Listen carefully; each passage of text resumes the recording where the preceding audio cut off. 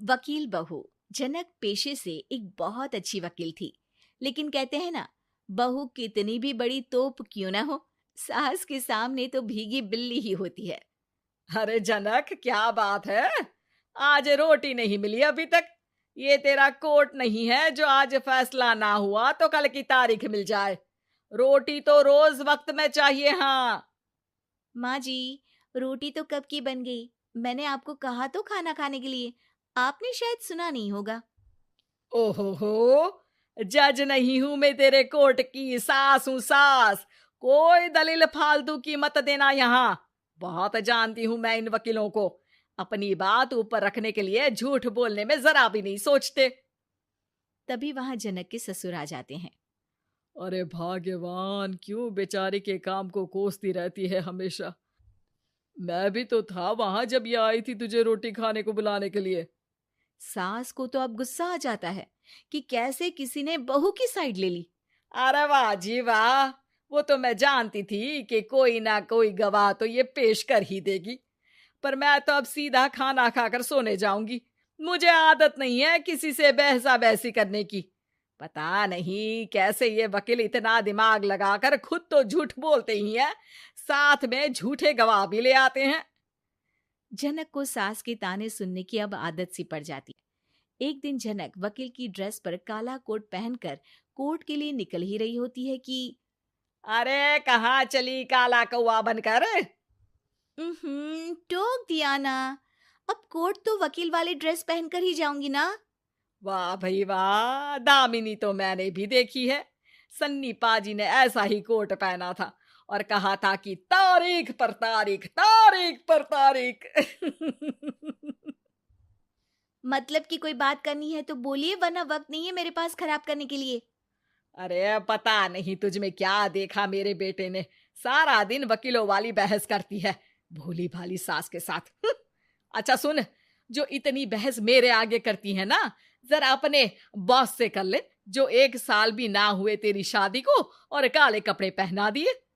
अंदर जा और लाल कोट पहन कर आ, पता तो चले कि नई नवेली शादी हुई है।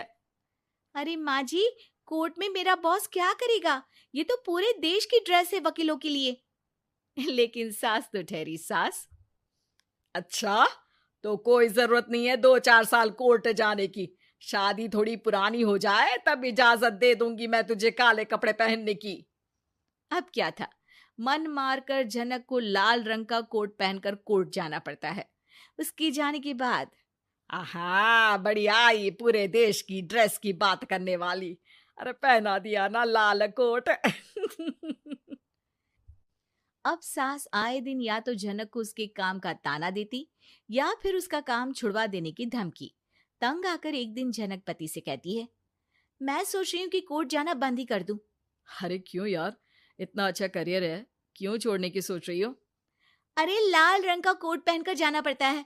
हर बात पर सास ताना देती है कि वकील तेज होते हैं, सवाल जवाब करते हैं, झूठी दलीलें देते हैं। अरे तो ठीक है ना, वो जो कहती है अपनी समझ से कहती है, लेकिन तुमको तो पता है ना कि सच्चाई क्या है। जनक को पति की बात से हौसला मिलता है कि तभी घर पर कुछ लोग आ जाते हैं। अरे आइए पंच साहब, कैसे आना हुआ? अरे भाई साहब, सुना है कि आपकी बहू वकील है।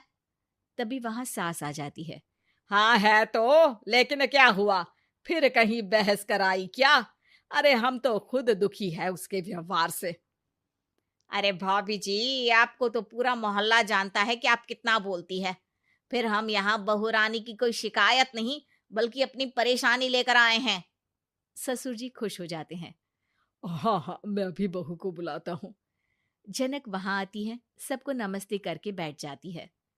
बहू रानी, हमारे गांव में बड़ी मुसीबत आ गई है। अब तो पूरे गांव की जिम्मेदारी मानो तुम्हारे कंधों पर है।